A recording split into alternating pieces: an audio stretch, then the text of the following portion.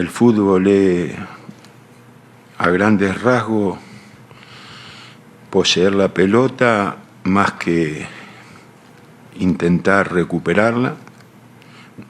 Nuestro objetivo es ese, poseerla, pasar más tiempo en posesión que en recuperación.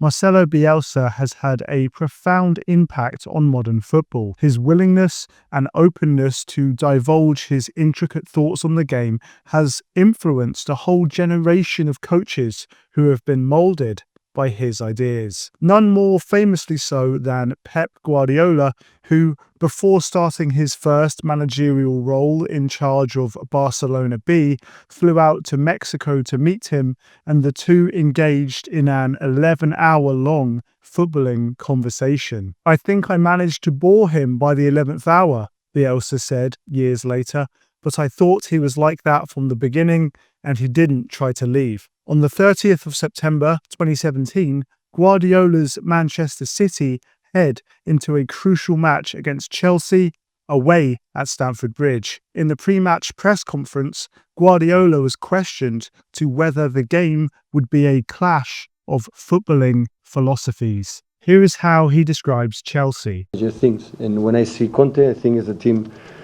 like he has to defend compact, deep, 10 players, and after use the counter-attack like a machine with Pedro, William, Hazard, Morata, Costa in the past. Conversely, he would go on to describe the Manchester City game plan. To press high with the big problems the first half when we attack and attack again, and after one goal to try to score the second one. Not defend, never deep, and always that. Try to make a build-up, try to monopolize the ball. So that is what I tried when I was my first year in the 4th division in Barcelona second team until now. So Guardiola's explanations were no surprise to anyone listening or anyone who had ever watched a Guardiola team. Defending with a high line, pressing from the front, starving the opposition of possession, and continuing to attack even when leading a game were a set of non-negotiables that had been instilled into Guardiola right from his first conversations with Bielsa. Fast forward almost 8 years to the day, and on the 21st of September 2025, Manchester City head into a crucial match against Arsenal away at the Emirates. The Manchester City back four features 3 centre-backs and Rodri screening in front of them. City sit deep, defend in numbers, and put men behind the ball. In the 9th minute of the game, Calafiori extends down the left-hand side, and after City put enough bodies in the way of the cross, they scramble the ball away and counter-attack down the other end of the pitch. Haaland buries the chance. The following 80 minutes becomes a game of attack versus defence, as City dig in and look to hit further counter-attacks against Arsenal's dominant possession. Phil Foden would be substituted for yet another centre-back in Nathan Ake. Erling Haaland would be substituted for central midfielder Nico Gonzalez. City would attempt to see out the match, fielding 5 defenders and 4 central midfielders in a low block, with only Doku remaining as any central creative outlet. Manchester City recorded their lowest ever average possession under Pep Guardiola in a top-flight league match, seeing just 33% of the ball. Manchester City, who found themselves a goal up through a counter-attack after defending deep, would not only not monopolise the football, they practically donated it to grind out a result. They walked away from the Emirates with a point.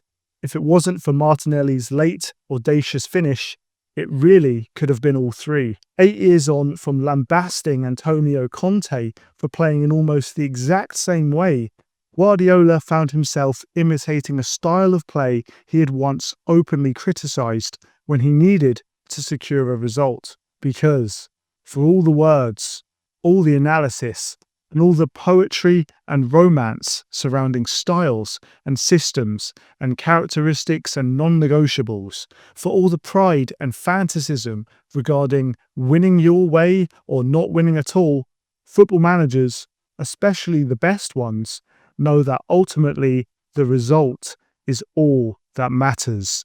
Sometimes you have to defend because the opponent is better, said Guardiola in the post-match press conference following the game. The word philosophy wasn't used by him, even once.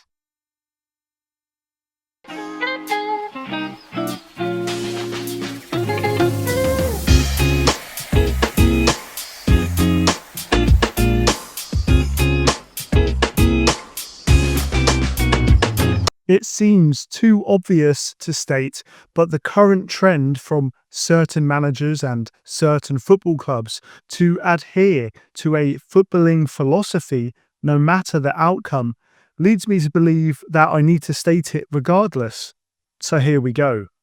It's a football manager's job to win football matches.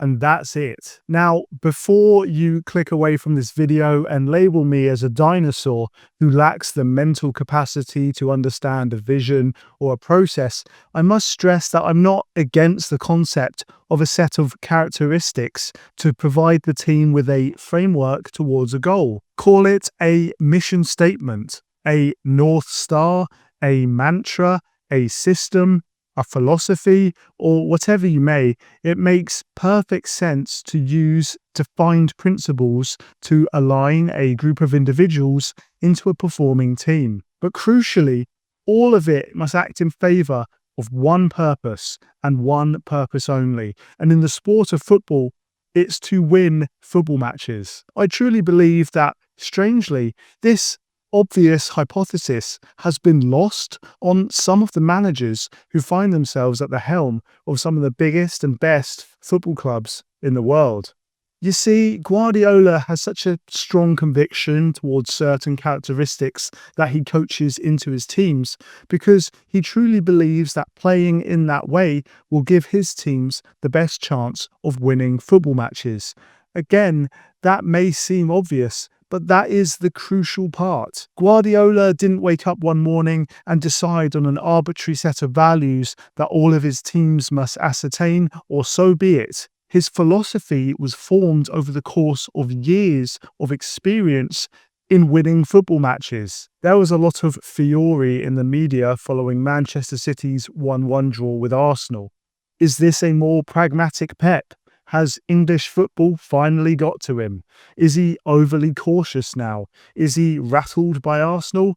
Has he abandoned his philosophy? Those who have followed Pep Guardiola, the actual Pep Guardiola, and not the idea of Pep Guardiola, were far less surprised. The man has adapted his game model wherever he's been. It wasn't so long ago that Guardiola was obsessed with lining up a team of midfielders, stuffing as many creative number 10s onto the pitch as possible, even if it meant playing them in wide areas. Guardiola played with traditional fullbacks in Abidal and Dani Alves at Barcelona, and then went on to practically build a team around João Cancelo, a right-footed left-back who would invert inside and create from central positions, something imitated by Arteta with Zinchenko and seemingly half the managers in the Premier League at one point. It wasn't so long ago that Guardiola practically refused to play with a traditional number 9. Post Sergio Aguero, he won titles and trophies by playing an array of false 9s up front instead, with names like Foden and Gabriel Jesus rotating in and out of opposition penalty areas. None of this describes Manchester City at the present. Let's take Erling Haaland, a number 9 who is as traditional as they come, battering through defences and positioning himself almost entirely in opposition penalty boxes. City no longer play with playmakers out wide and instead deploy speedy, skillful and direct wingers to carry the ball up the pitch and to take on fullbacks. City consistently line up with at least 3 of their back 4 as recognised centre-backs who hold defensive lines and win physical duels rather than helping in midfield. City are more direct, care about complete control a little less, and no longer turn down counter-attacking opportunities. All this change has happened because winning the football match is all that matters. Pep knows it, Arteta knows it, Klopp knows it, all the best managers know it. Systems that have worked in the past aren't guaranteed to work in the future. A footballing philosophy that is effective in one league may not be as effective in another. A play style is often defined and shaped by the attributes of the players a manager finds at their disposal, and switching up how a team behaves on the pitch increases their flexibility, their options in dealing with different game states, and it keeps opposition teams guessing. I look at just how often a system tweak or tactical idea from Guardiola permutates through the English Premier League, and I wonder if half the managers are just making this up as they go along. The trickle-down effect can feel comical. Guardiola starts playing out from the goalkeeper, all the teams start playing out from the goalkeeper. Guardiola plays with a high defensive line, all the teams start playing with high defensive lines. Guardiola starts inverting fullbacks to create midfield overloads. Everyone starts inverting fullbacks to create midfield overloads. Of course, Guardiola was not the first to invent any of these concepts, which makes the whole thing stranger still.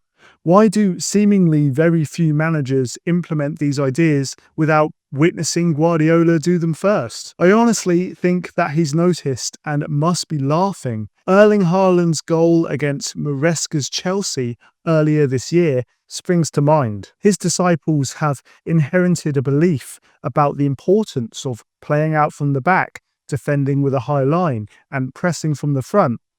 Just for Pep to go and then buy Erling Haaland and tell Edison to smash goal kicks directly up to him. The City man can now roll his defender on the halfway line and has acres of space to burst into. Okay, Maresca, I understand the principles you have. I understand that pressing from the front and winning the ball in the final third is advantageous. I understand that defending with a high line squeezes the pitch and gives the opposition less room in build-up. But surely this is one of those moments where you acknowledge that City possess one of the best long-range passing goalkeepers the game has ever seen, and a generational battering ram of a striker who thrives on rolling defenders and running into large open spaces. There is no shame in adjusting your philosophy to get a result. In fact, I'd argue that this is what a football manager is paid to do, and that the godfather himself, Pep Guardiola, does so all the time. And while we're discussing this trend of certain modern managers adhering to a footballing philosophy above all else, I can simply no longer avoid talking about Ruben Amorim. At the time of writing, Ruben Amorim is the manager of Manchester United Football Club. Whether he will be by the time I get around to editing this is another story, and further still, if he's in charge by the time you're watching this. So much has been said by the fans, the media, and the man himself regarding his unwavering devotion to making his 3-4-3 system work that I'm going to assume that everyone watching this needs no introduction. There's been a lot of pressure from various figures in the media for Ruben Amorim to move away from his 3-4-3 formation, but this is a misidentification of the actual problem. While a switch to a back four would probably improve Manchester United, simply by virtue that they can't get much worse, it seems that the zeitgeist has conflated formations with philosophy, which are two very different things. You can have success and play three centre-backs. Crystal Palace are doing it right now. Thomas Tuchel won a Champions League with it, and Conte dominated a Premier League season with it too. The 3-4-3 at Manchester United can stay. Let's face it, they've spent enough money buying players to specifically play it. The key is the way in which Amorim is implementing it. After Manchester United were embarrassingly knocked out of the FA Cup by Grimsby Town, Amorim stated that he will stick to his footballing philosophy, and if Manchester United want to move away from that, they'll have to change the man. Strong words and strong will, but again, I have to ask the question, as a manager, what is more important? Relentlessly sticking to a strict set of principles until it works, or actually winning football matches. Amorim, I understand the concept of pushing your central centre-back into midfield to play a bounce pass off, but you've got Maguire and De Ligt, and neither are comfortable in doing that. Plus, it's predictable and every team knows your passing patterns during the build-up phase. Amorim, I understand the concept of positional play and a rigid structure, where all the players stick to specific zones so that there is always a passing option in every area of the pitch. But when you're getting successfully man-to-man marked by League Two Grimsby for 80 minutes, maybe just allow a few of your Premier League level players to roam about and drag a marker out of position to open space for their teammates. Plus, it's predictable and every team knows how to mark you. Amorim, I understand you want your wide 10s and wing-backs to combine down the channels, but your midfield 2 gets consistently overloaded by opposition teams who pin the wing-backs and have an extra man in midfield. Plus, it's predictable and every team knows they can exploit it. I can't believe I have to say this, but it's not the job of a football manager to coach a round peg into a square hole or demand the board find you some more square pegs. It's your job to win football matches and not to make Manchester United play in the exact same manner as 2023-24 Sporting Lisbon. If you played a game of rock, paper, scissors with Amorim, it feels like he'd prominently declare before each round that he only ever picks scissors. Picking scissors is his philosophy and that he'll either win with scissors or die trying. That's great, but all of your opponents are just going to pick rock. Has there been an example? He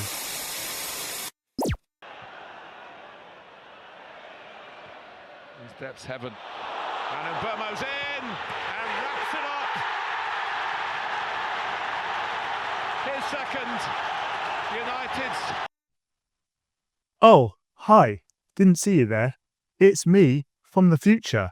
As I'm editing this very video that you are watching, Manchester United under Ruben Amorim have just won 3 back-to-back Premier League games for the first time since his appointment. You may think that this now totally invalidates the entire section of criticism towards him that you just watched, but look a little deeper, and I actually think that these wins strengthen my arguments. You see, to secure some positive results and to get some points on the board, Amorim enacted some changes that I've been begging him to implement.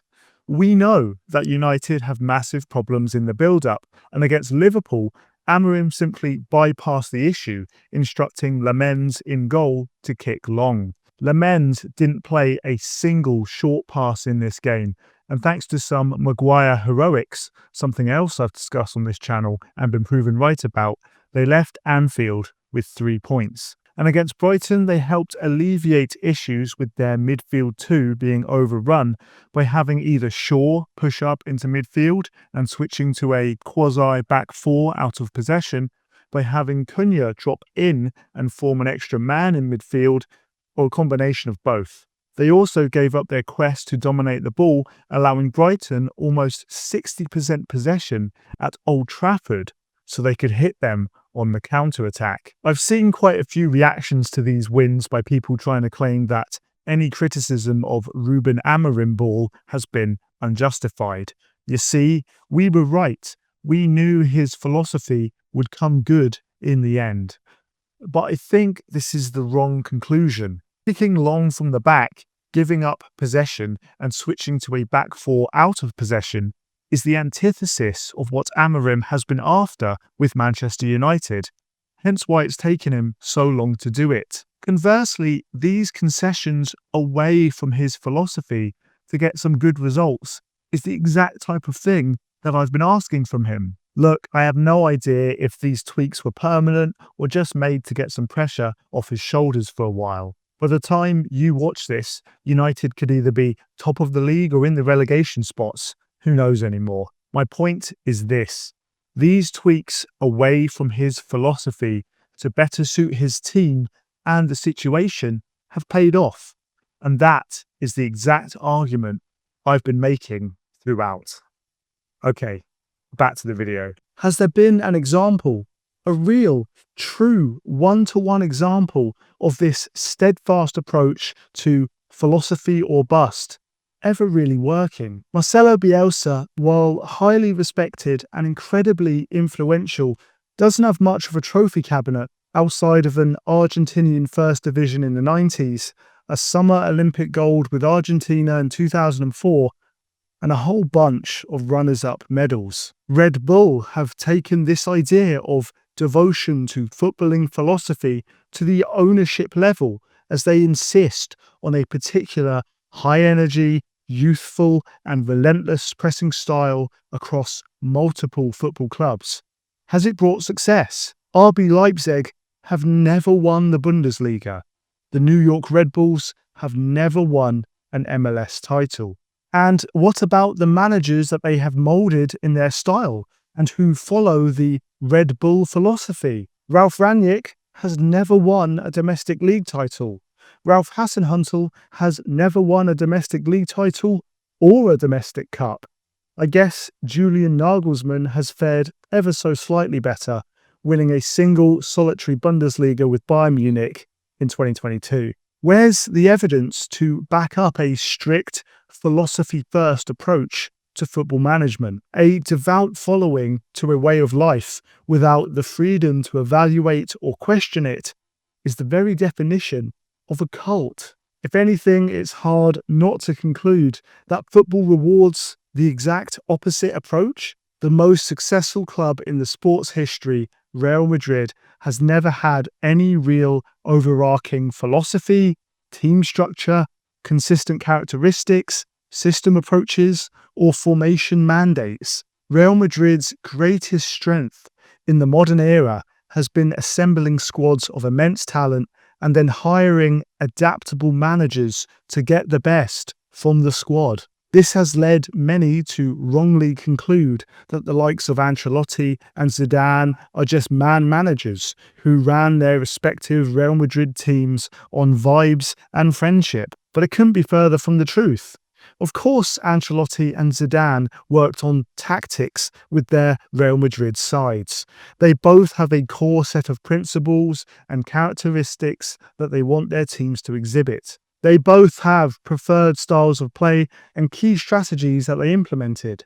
The difference is that they were both willing and extremely able to adapt to the squads they had available to them and the different conditions they faced in multiple competitions throughout the season. Being adaptable and working with the squad the president has built for you is now the expectation at Real Madrid. Xabi Alonso coached a tactically complex three-at-the-back system at Bayer Leverkusen, and his domination of the Bundesliga during the 23-24 season propelled him into landing the Real Madrid job a season later. Do we reckon that during his interview, Alonso demanded the club sign him some specialist wing-backs who he simply must have so he can implement his football philosophy? Do we reckon he demanded Florentino Perez to withdraw Trent Alexander-Arnold's contract offer and request Real Madrid to sign Grimaldo instead? Of course he didn't, because if he did, he wouldn't have got the job. I will emphasize yet again that yes, Alonso does have concepts and standards he coaches and demands from his teams, but the crucial point is that these are not wedded to a philosophy that can never be compromised, even if you continuously lose football matches and you have the lowest amount of points in Manchester United managerial history, or if you've lost 30 of your last 49 Premier League games. What was Sir Alex Ferguson's football philosophy?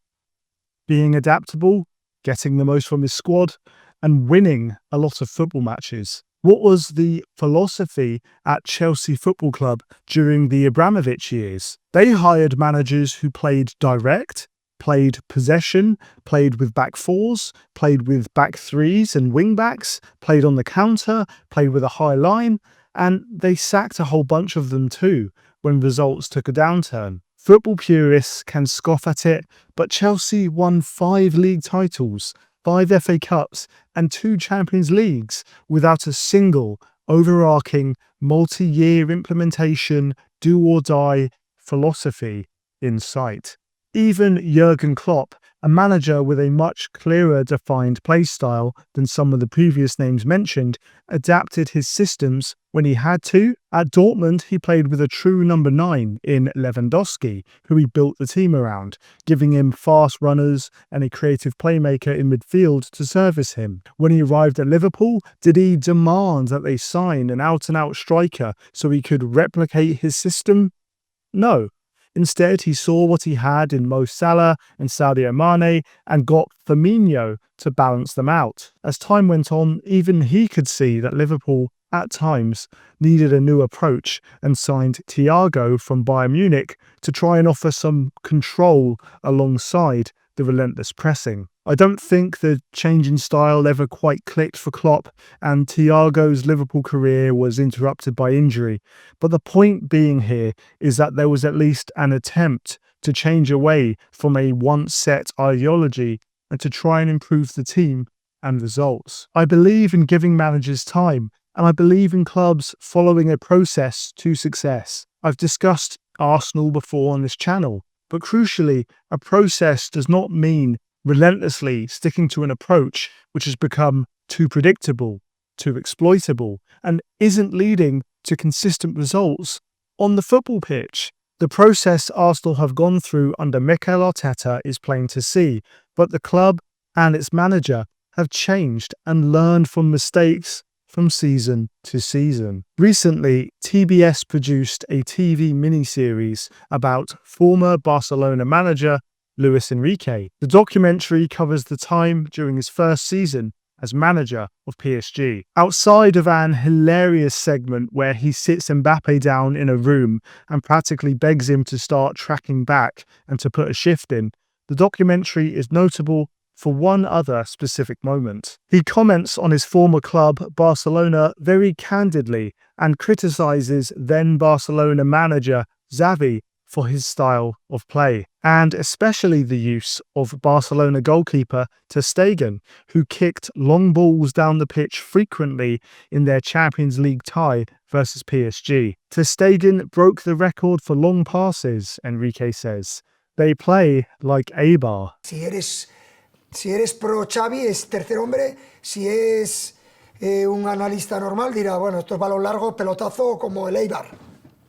¿Vale? This is somewhat understandable, of course, when you consider Luis Enrique's Spanish football heritage and time spent at Barcelona as a player and as a manager. As a highly technical Spaniard who played for the illustrious Barcelona, it's no surprise that Enrique shows no love for a tactic that requires a goalkeeper consistently hoofing the ball down the pitch. Fast forward 2 seasons, and Luis Enrique's PSG have reached the Champions League final versus Inter Milan. Donnarumma, in goal for PSG on the night, kicks 14 long balls down the field across the course of the match. You see, it turns out that even Luis Enrique doesn't mind playing like Eibar if it wins you a Champions League title.